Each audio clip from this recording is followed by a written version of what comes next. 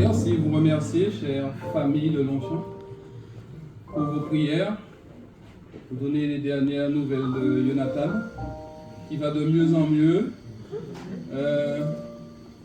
Il y a déjà les enjeux de l'adolescence qui sont revenus sur le tapis, c'est que tout le reste va bien. Voilà. Merci pour vos prières, que Dieu continue à vous bénir et merci vraiment parce que cela nous permet de vivre pleinement la fraternité.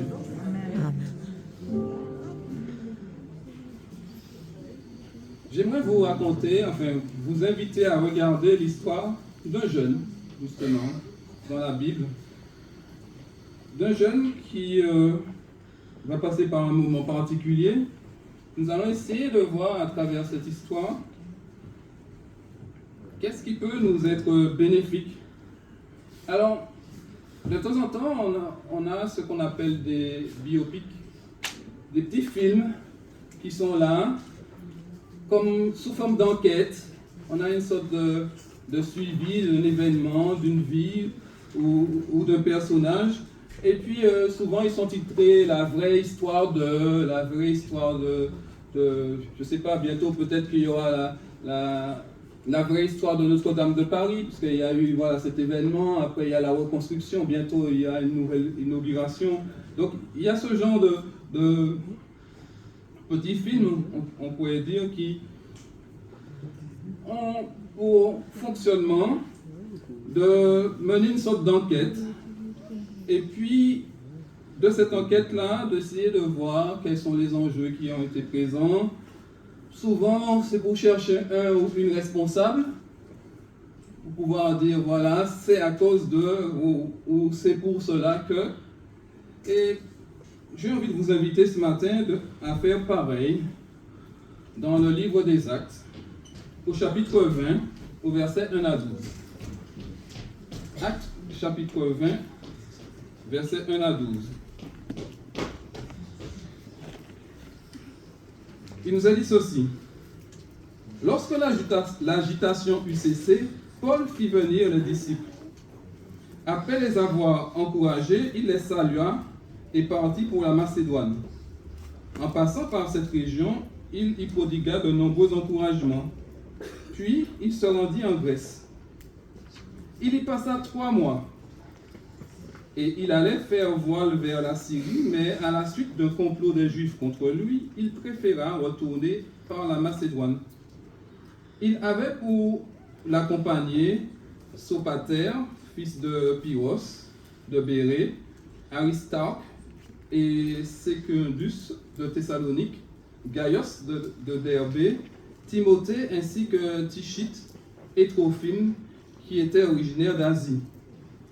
Au verset 5, ceux-ci sont partis en avant et nous ont attendus à Troas.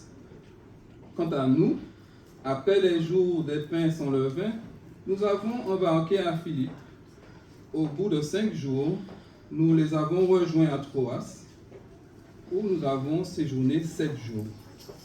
Le premier jour de la semaine, nous étions rassemblés pour rompre le pain. Paul allait partir le lendemain. Paul, qui allait partir le lendemain, discutait avec les assistants et il a prolongé son discours jusqu'au milieu de la nuit. Il y avait beaucoup de lampes dans la chambre à l'étage où nous étions rassemblés. Mais un jeune homme nommé Épicus, qui était assis sur le bord de la fenêtre, a été pris d'un profond sommeil pendant que Paul prolongeait la discussion.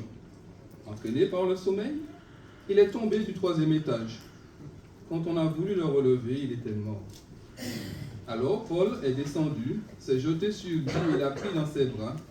Puis il a dit, « Ne vous agitez pas, il est vivant. » Quand il est remonté, il romput le pain pour manger, puis il a poursuivi l'entretien encore longtemps, jusqu'à l'aube. Après quoi, il est parti. On a ramené le jeune homme vivant. Ce fut un immense encouragement.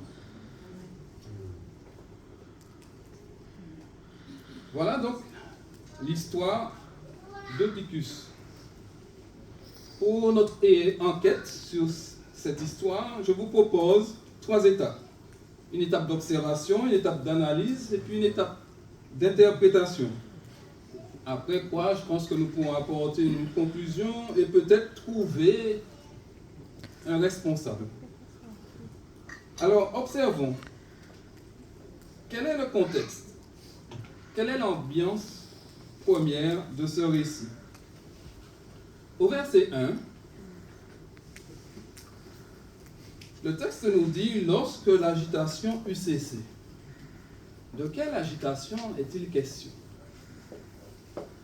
Eh bien, il est question de l'agitation qui est racontée précédemment, donc dans le chapitre 19, la dernière partie de ce chapitre, où un certain Démétrios se voit contrarié par l'œuvre d'évangélisation de Paul. Pourquoi est-il contrarié?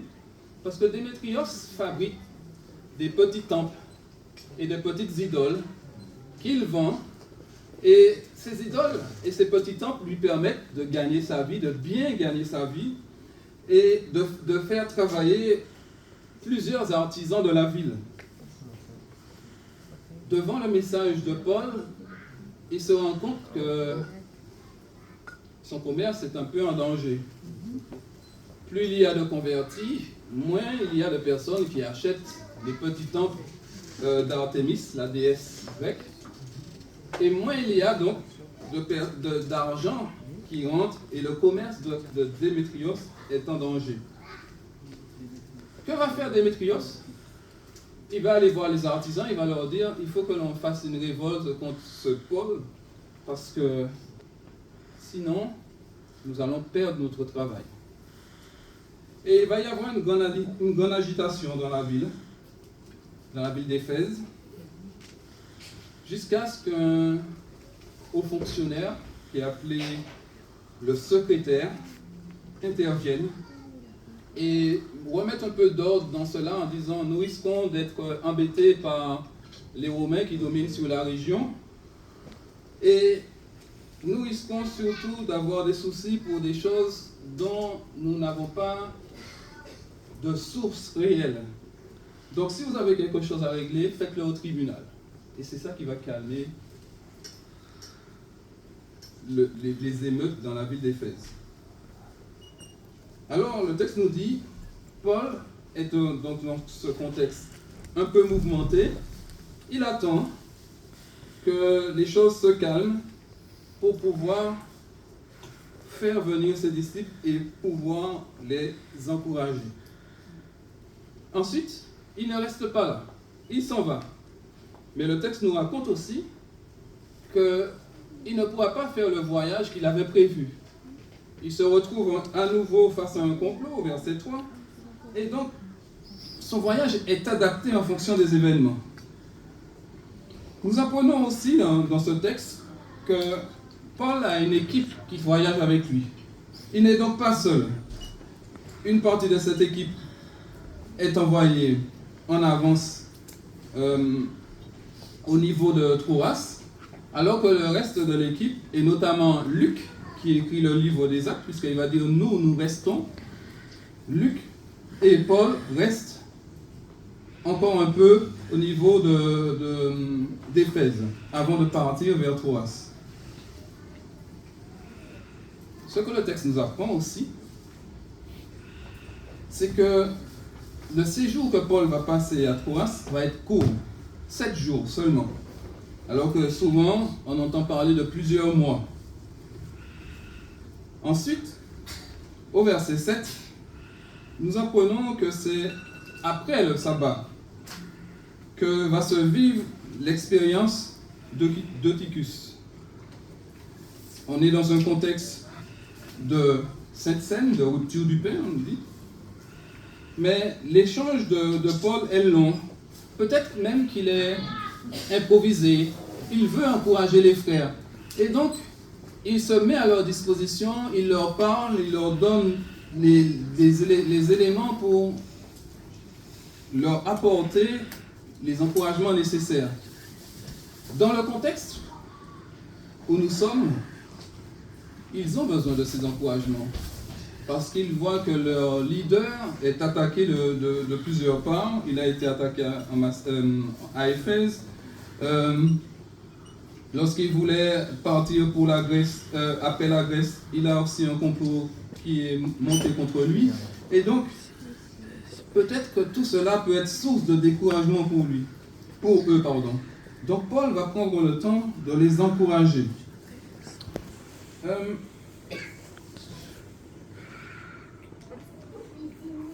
Il y a quelque chose qui m'a aussi marqué, et nous allons y revenir, c'est qu'au verset 8, il y a une sorte de parenthèse dans le récit qui nous apporte un détail qui me semble important. Il y avait beaucoup de lampes dans la chambre à l'étage où nous étions rassemblés. Nous allons y revenir. Analysons un petit peu les quelques éléments que nous pouvons trouver dans ces différentes phases du récit. J'aimerais pour ça vous proposer de regarder les éléments qui peuvent être contradictoires. Par exemple, Paul fait un long discours d'encouragement. Et visiblement, tout le monde n'est pas touché. Il sent qu'il faut encore encourager, soutenir, apporter la parole. Il y a quelque chose qui m'étonne aussi, enfin qui semble contradictoire. D'un coup, Eutychus tombe et il est mort. Mais finalement, il est ramené vivant à la fin du chapitre 12. Il y a une sorte de contradiction ici aussi. Il y a aussi une contradiction dans l'attitude de Paul. Paul qui dit « ne vous agitez pas », mais le texte va nous dire qu'il se jette sur Eutychus, comme quelque chose d'urgent. Donc d'un côté, il ne faut pas s'agiter, mais en même temps, il y a une sorte d'urgence qui est là. Il y a quelque chose aussi qui m'a marqué, c'est que après la chute d'Eutychus, une fois que Paul a dit ne vous agitez pas, il est vivant, ben il remonte et il poursuit l'entretien. Presque comme si de rien n'était. Ça me marque aussi. Et puis, ce qui me marque encore, c'est que finalement, alors que Paul va parler longuement, au final il va parler toute la nuit, le texte nous dit que ce n'est pas son discours qui va être source d'encouragement. Qu'est-ce qui va être source d'encouragement? Verset 12, on a ramené le jeune homme vivant, ce fut un immense encouragement. Ici donc, la contradiction, c'est que Paul, il est dans une démarche où il veut encourager, mais finalement, ce n'est pas sa parole qui encourage, mais la résurrection de Titus. Et puis, peut-être le contraste le plus fort, c'est que il y a beaucoup de lumière dans cette salle et personne ne voit Eutychus. J'aimerais m'arrêter sur ce détail.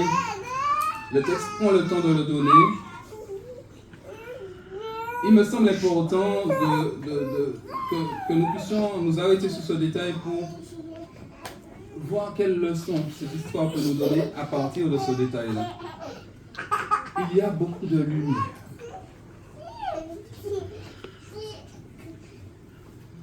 La lumière, dans la Bible, est symbole de quoi? C'est quoi la lumière dans la Bible? La vérité, oui. Pardon? La parole de Dieu, oui. Quelqu'un a dit le Saint-Esprit. Le Saint-Esprit, oui, aussi. Jésus. Jésus, la personne de Jésus. C'est tout. Oui, on l'a dit déjà. C'est la vie. La vie, oui. La justice de Dieu. La justice de Dieu. La justice De Dieu. J'ai pas de texte en tête, mais peut-être, oui. Dieu. Dieu, à travers Jésus. Le bien. Le bien. Mhm. Tout ça, ce sont des symboles de la lumière. Un certain Jésus a dit un jour aussi, vous êtes la lumière. Il y avait donc là beaucoup de lumière. Comment se fait-il que personne ne voit Dieu? Il y a là beaucoup de bien, beaucoup de vérité, beaucoup de justice, beaucoup de présence de Jésus. Si on met tous ces symboles-là autour de la lumière, la question devient encore plus prégnante, plus puissante. Parfois, je suis rempli de lumière. Je veux être rempli de lumière. Je veux montrer que je suis rempli de lumière. Mais est-ce que parfois, avec cette démarche fixée sur la vérité, sur la justice, omnibulée par cette volonté de montrer une lumière, est-ce que je n'oublie pas certaines personnes qui finalement sont sur mon chemin et que je ne vois pas?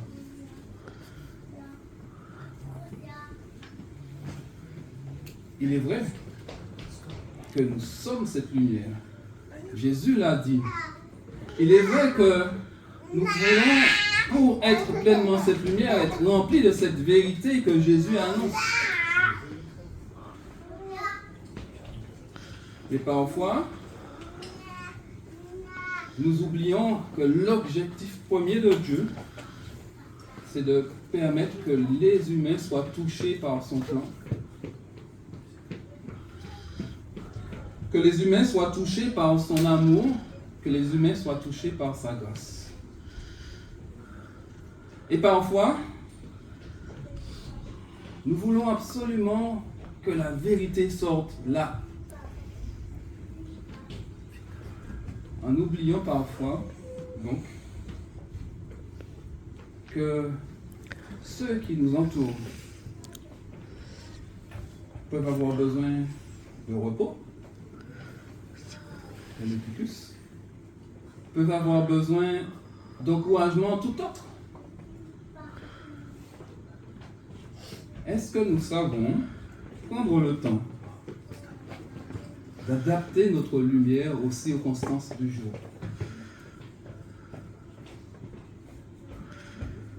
En tout cas, cette histoire de Tychus me pose cette question.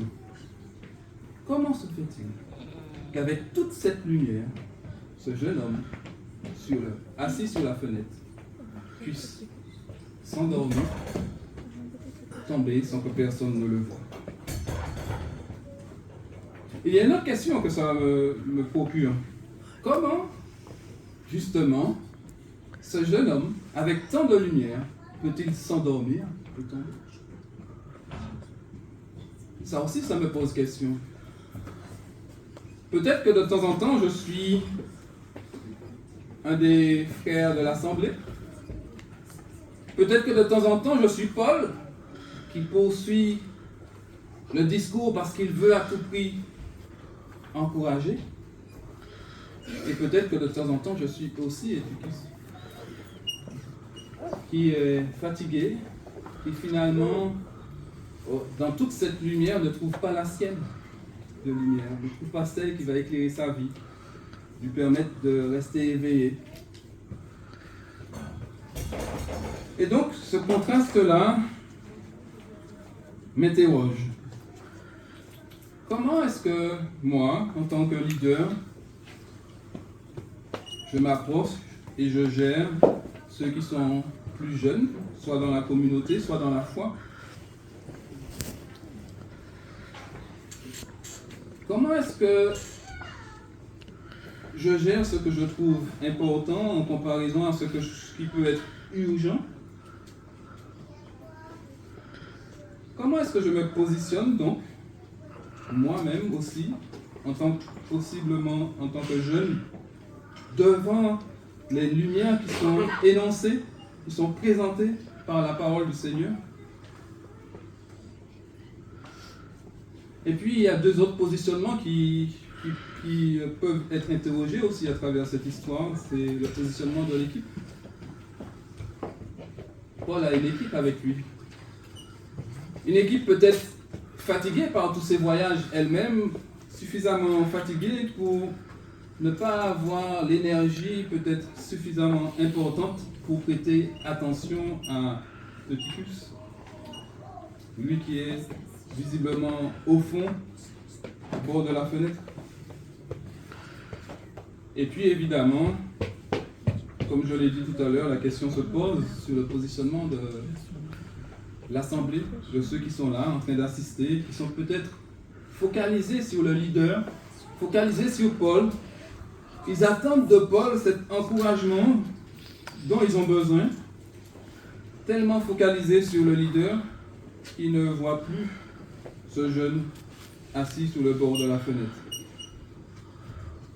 Alors mes amis, à nous de voir, selon là où nous nous plaçons aujourd'hui, selon ce que nous vivons aujourd'hui, à nous de voir comment nous pouvons nous positionner pour pouvoir accompagner au mieux, mais aussi comment nous pouvons nous positionner pour être accompagnés au mieux. Car je crois que cette histoire nous interpelle, quelle que soit la position que nous pouvons avoir. Que je sois dans cette église en tant que leader, que je sois dans cette église en tant que membre de l'assemblée, que je sois dans cette église en tant que jeune ou moins jeune, ce texte m'interpelle et me dit que finalement, dans cette histoire, il peut y avoir une responsabilité partagée. Oui, Paul aurait pu parler moins longtemps. Oui, son équipe aurait pu être attentif au fait que ce jeune homme soit assis sur le bord de la fenêtre. Oui, l'assemblée, elle aussi, aurait pu être attentive à l'un de ses membres qui est en retrait. Et au final, chacun partage la responsabilité. Mais Dieu soit loué parce que cette histoire ne s'arrête pas à pointer du doigt une quelconque responsabilité. Dieu soit loué. L'objectif de Paul est finalement malgré tout atteint. Il veut encourager les frères. Même si ce n'est pas son discours qui va apporter l'encouragement qu'il veut donner. Mais au final, Dieu soit loué. Ce jeune homme qui était assis sur le bord de la fenêtre, entre la lumière de la salle et les ténèbres du dehors, qui se retrouve finalement à chuter et à tomber dans les ténèbres, la lumière du Seigneur va à nouveau remplir sa vie et il va se relever vivant. Au final, mes amis, cela me dit aussi que j'ai parfois ce désir, j'ai envie de dire légitime, auquel il faut prêter attention pour qu'il ne devienne pas une prétention, mais ce désir légitime d'être une source d'encouragement pour les uns et pour les autres. Mais cette histoire me dit que finalement, c'est Dieu lui-même qui encourage. C'est Dieu qui est source de vie, c'est Dieu qui est source de la vraie lumière, de celle qui permet de rester vivant, de continuer à avancer. Et je veux prier en ce matin que cette lumière du Seigneur remplisse la vie et les cœurs de chacun d'entre nous. Amen. Amen.